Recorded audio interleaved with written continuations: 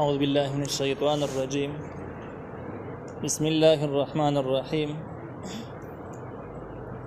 ثم يوم القيامة يخزيهم ويقول أين شركائي الذين كنتم تشاقون فيهم قال الذين أوتوا العلم إن الخزي اليوم والسوء على الكافرين. سورة النحل 27 نمبر آیت. په دې 27 نمبر آیت کې د کافرانو د اسلام مخالفو خلکو د ځانکدن احوال ذکر کیږي چې په ځانکدن کې بل دوی سره کوم قسم خبرې کیږي او دوی د خلونو کوم قسم الفاظ وستي. الله تعالی وایي ثم يوم القيامه بیا ورځ د قیامت. دا د قیامت احوال د ځانکدن باس مخکې نه تیر شو او ځنې باس د مسلمانانو متعلق ورسره روان دي. دې ځکه کې د قیامت احوال چې کله قیامت قائم شي نو د ټول مخلوق په منځ کې به الله تعالی بیا و شرمې رسوا دی او ردوی نه د شرمولو لپاره به تفوس وشي چې اين شرکاء الذين كنتم تشاقون فيهم. دا الله تعالی هغه شریکان چې تاسو به ثابتول هغه وس چرته تل کم ذکر دي. دې ځکه کې دی چې د دې آیات نه معلومیږي چې خاموش پاتې شي. خو د نور آیاتونو نه معلومیږي چې دوی به انکار وکړي چې موږ ته خبر هم نه یو. دا په دې وجه باندې قیامت کې احوال مختلف دي. ځینې احوال کې به انکار کوي، ځینې احوال کې به خاموش پاتې کیږي. نو ثم یوم القیامت بیا ورځ د قیامت باندې یخزیهم الله به وشرمای ويقول او ورتبویل شي اين شرکاء الذين ويقول الله ورتوي اين شرکاء الذين چرته دي شریکان زما حق کنتم تزعمون کنتم جوای تاسو تشاقون ډیر مخالفت هم کاو فيهم په بار د هغوی تشاقون او مخالفت کې ډیر زیات خواري کول، ډیر مهنت کول. او تفسیر خن کلام معنی لیکل چې تشاقون در الشق نه خستل شوی دی په معنی د ځان شلولو باندې. نو کنتم تشاقون فيهم چې وای تاسو چې ځان هم شلاو په بار د هغوی کې نو هغه یو معنی شو ډیر خواري هم کوله، مهنت هم کاوه. او تفسیر معنی په قران ذکر کړی دی تشاقون فيهم ډیر مخالفت هم کاوه فيهم په بار د هغوی کې. تاسو دغه شریکانو سره کلک ولاړ وي او دغه په سره جګړې دښمنیان هر څه بم کول. اوس هغه شریکان څه شو؟ نو دې څنګه کې جواب ذکر نشو چې دا تاسو دی وشه دی بس وي نو بس اس ذکر نشو. د ظاهر نه معلومیږي چې چپ پاتش، لیکن دا مضمون مخکې ځای په ځای درشوي دی چې د انکار وکړي. دلته کې چپوالي ذکر دی. نو یو جواب دا غي نه دا دی چې د قیامت مختلف احوال کې ودی جدا جدا تپوسونه کیږي. ځینې احوال کې ودی انکار کوي، ځینې احوال کې ودی خاموش پاتې کیږي. قال الذين نبوا حركسان اوتوا العلم جور بشبه د علم نه مراد توحید او د شریعت علم ته مراد ده. ان الخزي اليوم یقینا شرمندگی نن ورځ والسوء وعذابنا على الكافرين بکافرانو باندې دي. کم کسان چې آسماني شرعي علم لري، مسلمانان توحید علم لري، هغه خلک چې دا خبري واوري د دوی د شرمندگی د چپواله واوري د انکار واوري او دی مسلمانان دین او شریعت باندې پويږي نو دی په اوري د اقرار وکړي چې هغه ورځ ده چې د کافرانو شرمندگی او عذابونه صرف په کافرانو باندې وي، ځکه په دنیا کې دوی د دې مخالف ژوند تر کړي دي.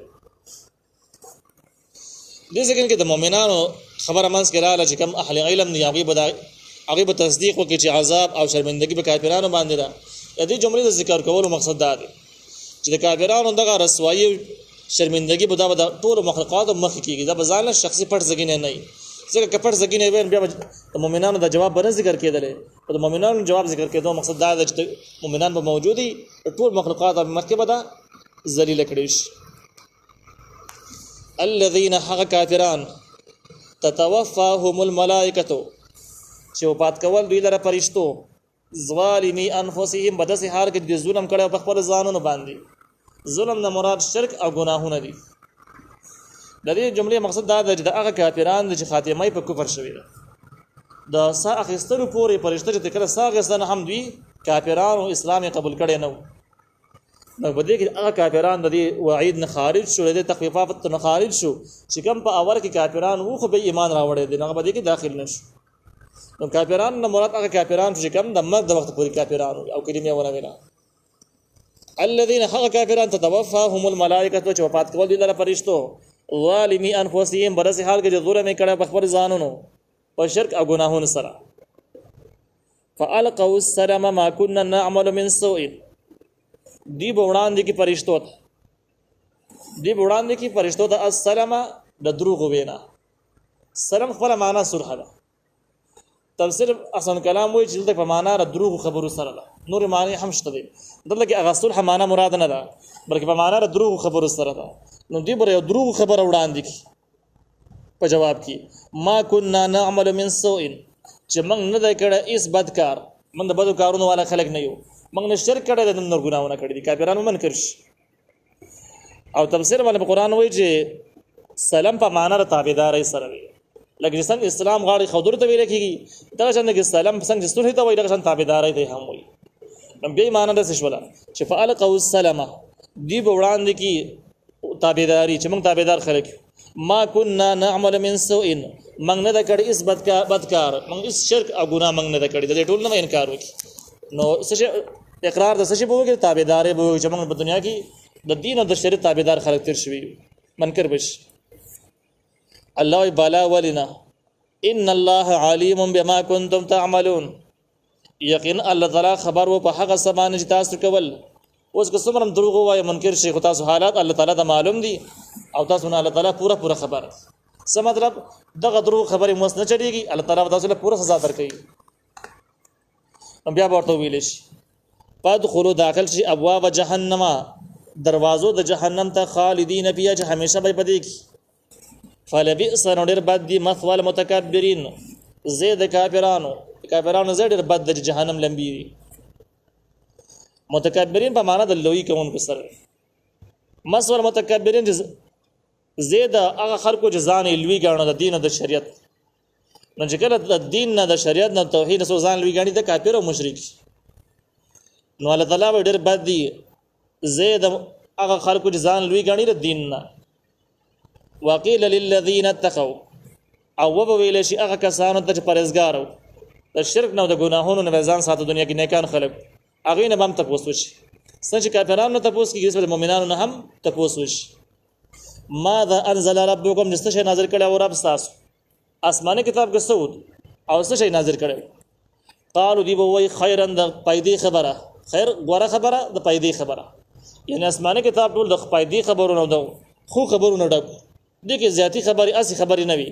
نو کافرانو جواب داو چې اساطیر الاولین مخکینی خلکو قصې دي. مؤمنانو جواب بدای چې د قران تمام احکام د فائدہ د خیر خوای دي. للذین احسنوا فی هذه الدنيا حسنه هغه کسانو د فارش نیکی کړل په دنیا کې د نیکی نه مراد د توحید او دین او شریعت باندې عمل کول. نو هغه د فار په هذه الدنيا په دې دنیا کې حسنه خبدلای خبدل چې کومه دا غسی شری په دنیا کې د نیکو اعمالو د ایمان او د نیکو اعمالو بدله په دنیا کې هغه فتح ده دا شاند کې د مرست امداد آسمانی امداد دی او د دنیا د نعمتونو فراخی ده سکون او اطمینان دی دا شاند کې امن دی د اسلام فائدې دي دنیوي فائدې دي. ولدار الاخرته او خامخ کور د اخرت خیر ډیر غوړه دی. دنیا دغه دنیوي عارضی فائدې وي چې امن سہولیات راحت امن او دغه شان خوشالیان سکون خو اصلي د نیکیانو اصلي بدله په آخرت کې ملایويږي او آخرت بدلای ډیر غوړه ده. ولدار الاخرته خیر او خامخ کور د اخرت ډیر غوړه ده ځکه جنتی نعمتونه غ ډیر بل شان دي په نسبت د دنیا باندې. ولنعم دار المتقین ډیر خدای کور د پرهیزګارانو خلق چې جنت جنات عدن دغه کور د نعمتونو کور د پرهیزګارانو چې کوم دي جنات عدن باغونه د همیشوالي دي. دار المتقین تفصیل لږ د نیکانو کور چې کوم دی هغه غوړه دي د څنګه کور دی نو دا باغونه د همیشوالي دي. يدخلونها دی په داخلي کې ته تجري ابيږي به من تحتها الانهار لاندې د هغه نه نهرونه انهار جمع د نهر د څلور قسم نهرونه جنتی په کور کې بهيږي باس مخکې تر شوی دی. له فيها او ربي د پاره بدیک ما هغه سي يشاء چې دوی غواړي کوم څه چې دوی غواړي غبط الله تعالی ټول ورکوي چې کوم سم دوی غواړي. كذلك هم دغه شاند کې يجزي الله المتقين بدله ورکي الله تعالی پرهیزګارانو خلکو ته چې کوم خلک پرهیزګاران الله تعالی دغه شان بدله اخرت کې ورکي. الذين دغه کسان دي پرهیزګارانو تفصیل لږ پرهیزګارانو علامات څنګه دي دا هغه کسان دي تتوفاهم الملائکه چې وفات کول دوی لپاره فرشتو طیبینا په داسې حال کې چې پاک او د شرک او د ګناهونو نه سای چې ورکاو فرشتو ته کله ساغستو نو د شرک او د ګناهونو نه پاک خلک نو د دې حاصل دا شو چې مؤمنان هغه چاته ویل کېږي چې خاتمه هم په ایمان سره وشي او چې خاتمه په ایمان سره ونه شي کې داغه نمک ډېر نیک سره هم پاتې شي او چې په اخر کې گمراه شي نو بس خاتمه لري اتباع. او نبی رسول الله فرمایي انما الاعمال بالخواتيم د اعمال در مدار په خاتمه سره د خاتمه رخوا چې بس د اعمال حساب دي صحیح دي خاتمه دي خراب وشو د اعمال حساب دي خراب خيږي. یقولون دی بوای سلام علیکم سلامتی دی پتا زبانی فرشتي ورته आवाज پکله نو فرزګاران خلک هغه چې فرشتي وفات کوي او د شرک د ګناهونو نه پاکي. یقولون فرشتي ورته وای په وخت زنګدان کې سلام علیکم سلامتی دی پتا زبانی د هر قسم مصیبتونو نه یعنی تاسو د هر قسم مصیبتونو بس سالم او روغ یی هیڅ مصیبت به تاسو ته نږدې کیږي نه. ادخلوا الجنه داخل جنت ته بما كنتم تعملون بسبب د هغه چې تاسو کړی دی په دنیا کې تاسو د دین او اسلام سره خدمت کړی رسوم عبادت هم کړی دي لاغه په سبب باندې بس الله تعالی تاسو جنت داخل کی.